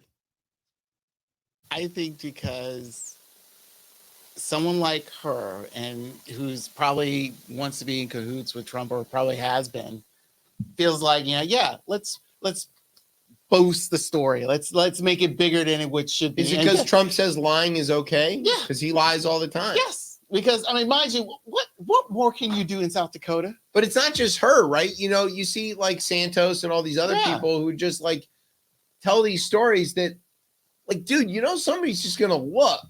Yeah. And it's not 1992 anymore. They can just Google this shit. But I think they assume that a lot of people won't do that. And it feels like, take my word. And then in the end, they can always say either, it's fake, it's fake news, or in this case, it's like, I'm gonna, I don't, tell people. It's a robotic response. Yeah, all right, that's conceivable for the first maybe dozen people to get caught lying about this. This happens every week. Mm-hmm. Somebody publishes a memoir with something that's stupidly untrue and verifiable that people remember, and then they're stuck with this weird retraction and stuff. What compels somebody to make a dumb lie like this? Is a dumb lie. Right. She didn't have to do that.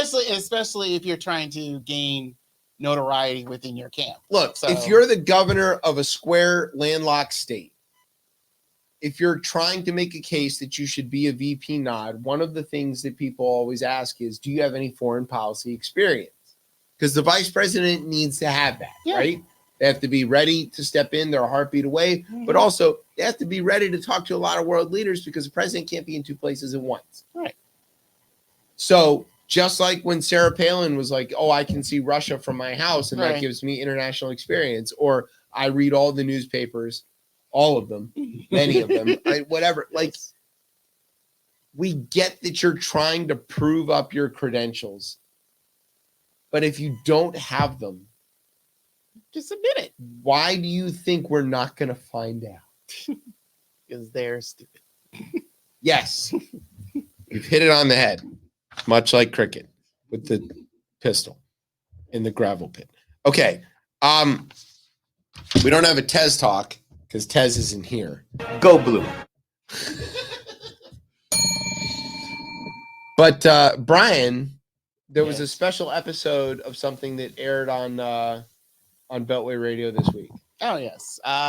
For those, I'm gonna who's been in tune with the show of late. Like I said, I am a supporter of adult entertainment. And for the last 3 years, I've been attending the adult entertainment event known as Exotica in DC. Now, this is a fully clothed event. Yes, fully clothed. Well, somewhat clothed. It's a clothed event. It's don't bring your kids to this. Yes, that's the number one. That's why I say it's adult. It's adult entertainment. But it's not that Brian was working in front of the camera or anything, or even behind the camera as he often does. But well, actually, I was behind the camera because I brought in DJ B Wise, who's a fan of the network. And he's part of the family. Yeah, so it's part of the family. Yeah. So, and we were able to once again go there, interview some adult stars. Most notably, like I said, Stormy Daniels was there, but we didn't get a chance to interview her. Other notables were Lisa Ann, who's pretty much like Stormy Daniels' cousin. But those that we did interview, Kim Swallows, Misty Stone. What a name. Yeah. Quincy Rowe. And those people that we interviewed, in addition to some up and comers, it was a very fun-filled event. And pretty much one of the questions that we asked them was about, like we've been discussing for the last few months, is where Congress has been trying to eliminate porn in some form or fashion. And most notably, they kind of said that's like, look, it's harmful to our profession. You're kind of like coming to our job and you want to trying to shut us down. Trying to shut us down. You know, walk into Wendy's and like pull the plug on the fryer and be like, no. Yeah. So it is, and it's kind of convenient. Like pretty much it was, Exotica goes to 4 different locations. They've been to multiple locations. Their premier event location is in Edison, New Jersey. And but they go to Chicago every year. They've been going there for now about 15 years now.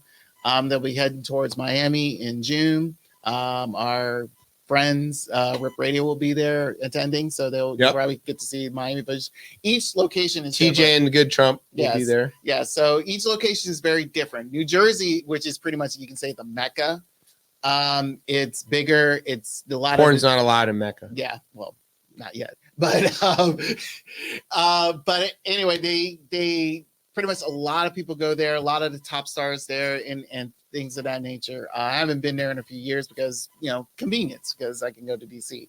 DC is a bit tame, a bit down because it's at the Dulles Expo. But some notable stars do show up, and you get that kind of experience. The late end of the year since it happens in December. The next one will be December 6th to 8th.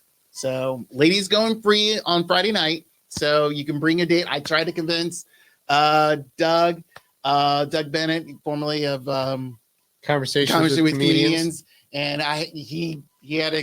I say, bring your girl, bring your girl, and it's like he gave me. He's like damn near a preacher. Yes. I don't think he's gonna go to that.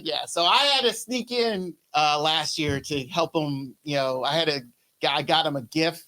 Since he couldn't make it, but I told him I had to sacrifice to get this gift. So Alexis, Texas, thank you very much. Oh, that's a name I've heard. Yes.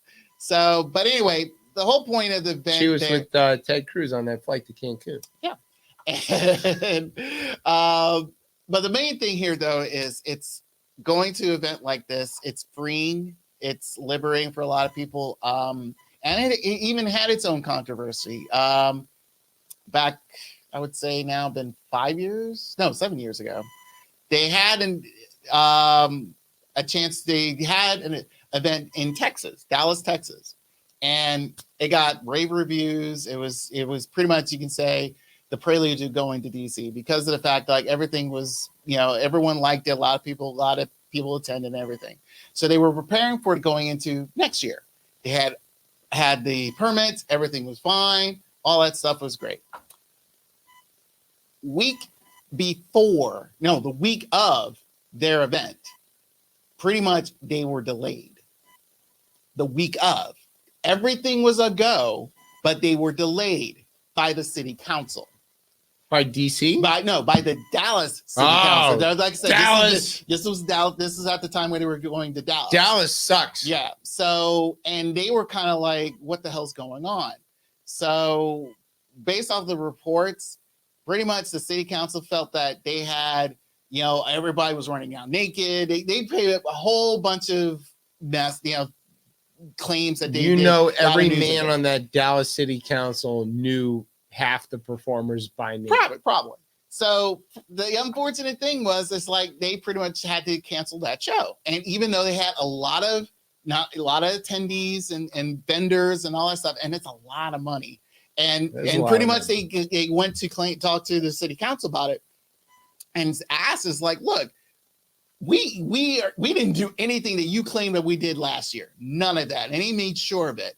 But pretty much it was like, we're a Bible Christian state and we don't want this in our house. That's pretty much what they said. And it is like, okay, fine. So there was supposed to be another adult event also around that time frame. So they had to shut that, they closed it amongst themselves once they got the ruling about Exotica. And then from that point, Exotica was able to go to other places like Denver, Portland, and then eventually came into DC a few years, 3 years ago.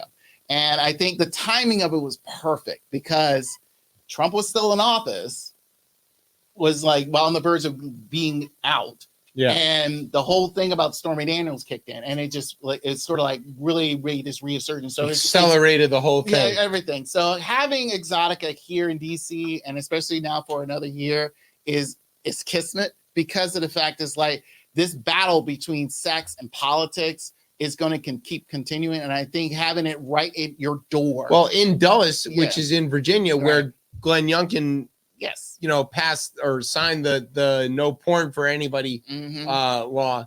So if you're in Virginia and you want to watch pornography, you either need to use a VPN and mask that you're not in Virginia, or a cell phone. Yes. Which I hear many people have. Yes. Or you can still use your Twitter account or X, that perfect appropriate name for it now. So. Yeah, right. I'm not like up on that, but I learned that this whole thing is kind of moot, right? Because everybody's just using their phones. Yeah. But I think now I believe the The way things are going now, I know a lot of people are still afraid of people getting access, and I just recently saw last week tonight about public libraries and banning adult content in the public libraries, which is go watch that episode. Yeah, it's so ridiculous, hilarious, but also these people are ridiculous. And I think, and again, it's kind of like those. I kind of believe it's like there are people who are complaining about something they never seen. Not only have they never, either they've never seen it or they are deeply involved in it. Yeah, it's one or the other. But mostly I believe it's just Mike Johnson loves porn. Right. It's 100%. Yes. I mean, he has to observe. Him and his son has to, his adopted black son who he hasn't actually adopted. Yes. And nobody's seen a picture of in several years. Yes. So I think, like I said, this event is very good. It's fun. It's entertaining. Was Mike Johnson at the Exotica? I don't think so. I think he was. You don't know. Well, he yes, he will probably. He's incredibly nondescript. Yes, he's probably in those Groucho Marx classes or something like that. He was definitely. But again, I recommend going there. You learn some things, have some fun. It's entertaining. When is it coming back? December 6th to the 8th, I believe, this year. All right. So we're gonna send you as our reporter again. Well, I'll have someone else report. I like to film it, so. Oh, Brian's into the film. Yes. Yeah. Whatever works, Brian. Just get the story. That's the kind of hard-hitting journalism you expect from Chip Chat. Speaking of hard-hitting journalism, the New York Times. You know what the New York Times is reporting? Some more scandal? No. In 2010, RFK Jr. was experiencing memory loss and mental fogginess so severe that a friend grew concerned that he might have a brain tumor. Woof. Damn. Kennedy said he consulted with several of the country's top neurologists, many of whom who either treated or spoken to his uncle, Ted Kennedy, before his brain cancer. The New York Post. Several Kennedy is a humorless bully living in a paranoid fantasy Vanity Fair. Brain scans. What the concluded that he had a tumor. Kennedy? He said in his he's a walking, talking conspiracy theory. The New York Times. He's completely divorced from reality. The Guardian. He is for the trip to go to the Duke White House. University. Being with him was the low point of my summer. He said he received a call from a doctor. Kennedy speaks with a croaking, rasping, painful-sounding voice. His vague explanation is that it's a virus. Dead parasite. But more likely, it is a crack pipe voice. Yes. The doctor believed that the abnormalities seen in the scans was caused by a worm that got into my brain and ate a portion of it and then died. He has conversations with dead people. The Guardian. RFK Jr., who is running for president, is walking around with a piece of his brain missing. It was eaten by a worm that is now dead. There is a follow-up to the story. Since it broke, he assured everybody that the worm didn't eat the part of his brain that's necessary for being president. And I'm not making that up, and that's not a joke. He did say that. This is very stupid. But also, he's polling like 14%. So 14% of this country is like, I want the guy with the worm brain.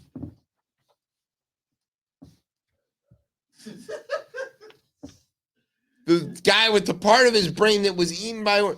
How toxic is RFK Jr.'s brain that the worm ate it and died? This is a brain worm.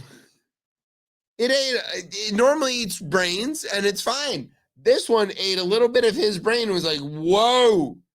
And died. I'm at a loss. This is what we got. This is what our representation is. Okay. I have cognitive problems. Clearly, he said in his 2012 deposition, I have short-term memory loss and have longer-term memory loss that affects me. Don't worry though, he could still be president. The worm said it was fine. Was that the worm from Shazam? I forgot his name. I don't know. Mr. Dove, I think Professor Brain or something. I forgot. But in Futurama, they got the brain slug. Yep. Yeah. Same idea. All right, this one's called Told You. So remember last week we told you that there was a deal to save MAGA Mike should Moscow Marge fire off her motion to vacate? Well, she did. She fired her motion. Brian, do you know how your girlfriend voted? I think it was 4 to get him out. Did she? I don't know. There was 10 that voted for it. Oh, she wasn't one of the 10? Oh, we have a new Lord. I don't know. To show everything. So when there's a Margie Green issue, it's Green Rage. There's Green Rage. And since she's the MVP, she's the most valuable pompous. So there you go. So this is the most valuable pompous report. MAGA's MVP. So Margie fired off her motion to vacate. Only 10 people voted for it. 10 Republicans. The rest of the Republican caucus, the other 203, voted no. And then most of the Democrats voted also no. And then the rest of the Democrats abstained, didn't vote. This is too stupid to engage with. Don't want to have anything to do with it. We told you all this was going to happen. We told you it was going to fail. We told you there was going to be an agreement to save Mike Johnson. Will it happen again? Definitely. Will the Democrats save him again? Don't know. Stay tuned to this show to find out, because it turns out we can predict this kind of thing. I really like that fellow Republican Mike Lawler, I think is his name, of New York, has referred to her as Moscow Marge now. In various press conferences. She has those, that white fur. So. Well, and she keeps voting against Ukraine aid. So, she's Putin's puppy. Don't let Kristi Noem find out about that. She also called everybody the uniparty. This is not a priority. I don't know why she said this, said Ralph Norman, member of the Freedom Caucus, after the vote. After spending most of 2023 as a firebrand who changed course to work with her party's leadership, Green found herself increasingly isolated. Even Trump came out and told her in a posting on his fake Twitter, he was like, look, there's probably a time that we got to get rid of this guy, but now ain't it. But I still love you, Marge. So, still in the running for VP. Wonder how many dogs she's killed. We'll see how much she killed. With that fur she has on. Judging by that face. Yeah. Atlanta DeVille over there. Good Lord. Mm-hmm. If she hasn't killed a dog looking at him, Will. Good God. All right. Tez is not here, which means that we get to do this little bit about the real Chip Chat Derby without him. So the O's and Nats split our the first half of our home and home, right? 2-game series. Still don't get it, but okay. We talked about that a little bit last week, and we talked about it a little bit offline. Hyde is an amazing manager for the Orioles. He's had to fight his way through deep pitching situations. It seems like he's got this thing figured out, or at least he's nimble enough on his feet, and he's got his guys willing to follow him and fight for him and stuff. So looks really good. I could use a little more offense, guys. Third best offense in the league. Got to hit a little better. And Georgie Mateo, hell of a game. Yeah, a lot of hustle. I mean, this week was his feature week, so to speak, because all hustle. Yeah, all hustle. Because I know he's been rumored to be on the trading block and stuff like that, and but since Holiday has been sent back and to reconfigure himself, so it gives a chance for him to get some work in. I mean, Mateo, I think is highly unutilized. I really think it is in addition to Mullins, I think having him on the base path, once he's on the base path, he's a speed demon. He is. And I think that and he's aggressive without being chancy. You're right. So I mean, he's a smart base runner. So he just needs to, again, get some more opportunities to really do some things. The only concern I would say is Preble. I don't know what is in it, because keep in mind, folks, baseball is 90% mental, and there's something going on in his head, because when he, his first several, early saves attempts, I mean, he was fire. He was he was shutting him down. Now it's kind of feel like I don't know what's going on. It just seems like, something's going on in his head that makes him, makes these situations really chaotic. And normally, for a closer, they may like chaotic situations to help amp them up a little bit more. No, I did not like this. Yeah, Kimbrel seems to get like, if he gets off his rhythm, he becomes a liability. Yeah, he just starts grooving into the other guy. Right. So I think that, like you said, Hyde has smartly reconfigurate certain things in certain situations, especially during this series, to help benefit, hopefully in the long run. Mind you, they were off tonight, and they'll be going out to Arizona soon. Or actually, I think they're coming here. But no, I think we're going to Arizona. No, they're coming here. Oh, they are? They're coming here. But my main concern would be also the stole that game from. That's my main concern, is the umps. And and like I said, it's not just the Orioles alone. I have seen this now. I mean, we're now 7 weeks into the season. The whole league hates Angel Hernandez. Yes, and ump tracker software is like showing where these guys are biased or like so blowing calls that are obvious, right? Especially in the strike zone. We now can track all of this. Yeah, it's not subjective. Yeah, I even saw the report card on Twitter of that guy who every game there's report cards for the home plate umps, and there's also like, it shows where they missed strike calls. Mm-hmm. It also tells you the consequence of various calls and the percentage of their missed calls that were consequential. Yeah. So like, the ability to grade the performance of the umpires now is in the hands of the fans. Mm-hmm. And you can only see where that's going to go. Somebody's going to be calling for somebody to get fired soon. True.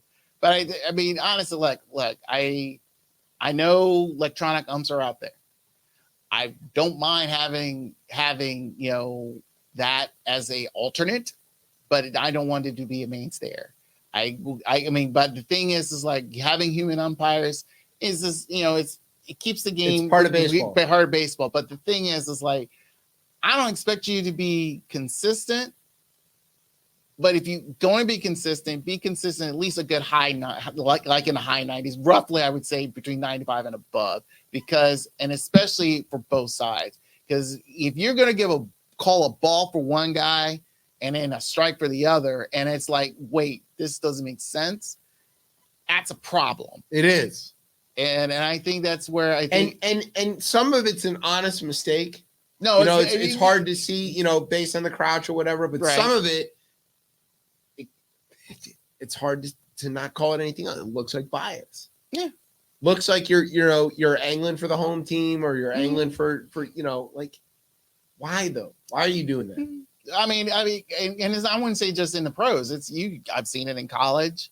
I mean, literally, there was a game where I understand there's like home team calls. Yes. I mean, things of that nature. And you're kind of like wondering what the hell is going on. It's like, I'll never forget. I don't know if you've seen the video of it, where in a college game, literally the guy gets called out and the ball is like way over here. Yeah. And calls a strike. And I'm like, what? And it's like, he pretty much just wanted to go home. Right. And then you kind of wonder what the hell. So I feel like it's like, look, I know this is tedious to you. I mean, you're here for X amount of hours and all that stuff, but this is your job. Yeah.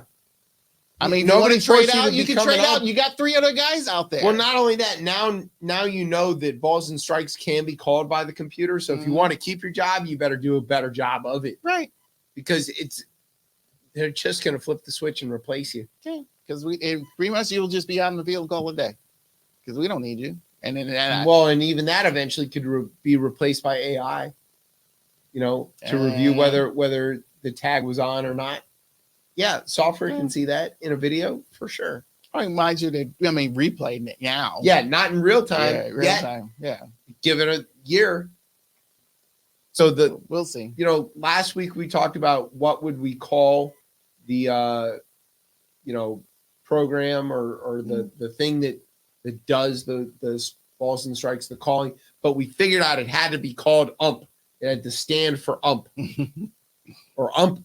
Yeah, it had to spell ump, right? So the ump ruled it a strike. After careful deliberation, best thing I could come up with was the umpire mimicking program. Ump. Okay, that worked. Still includes the word umpire, yeah. but it at least spells ump. Yes. And it mimics the ump. Yes. All right. So there you go. That brings us to the end of the show. Yeah. So we want to say thank you to James for being so awesome. Go check out elephantaudiobooks.com and get your book on there. Thanks to our radio partners, Masson, HTS, ESPN, 8 The Ocho, all those guys. Thanks to NOTN for keeping us on for another week, maybe. Don't know. Thanks to our home on the interwebs, coplaymedia.com. And thanks, as always, to our family here at Beltway Radio for making us sound as smooth as RFK Jr.'s brain. All right, Brian, where can they get you and your shows on the social medias? You can check out No Filter Sports currently on YouTube. And also the audio version will be on SoundCloud. But you can check No Filter Sports Instagram at no_filter_sports_2.5. I've been told to change it, but I probably won't. No. So that's it's a brand. It's a brand. That's right. So, but yeah, this month's feature, we're talking about the betting scandal and of course the NFL and WNBA drafts that just transpired. Very exciting. All right. And you can find me and the show on the Twitter at ChipChatRR. You can find us on Facebook or Instagram at RibChipChat. And you can, of course, find us every Thursday night here on Beltway Radio and Beyond at 9:30. I'm Chip. That's Brian. James was here. You've been listening to Chip Chat on Beltway Radio and Beyond. Sweeps. Chip Chat Radio, and we're your host. I hope you enjoy what we promote.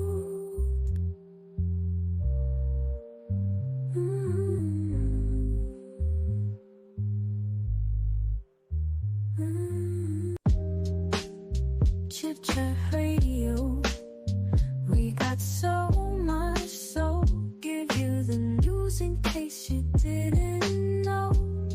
Keep the public well informed of the topic. Sometimes the news today is hard to process. That's why Chip and Tess will help you out, let you know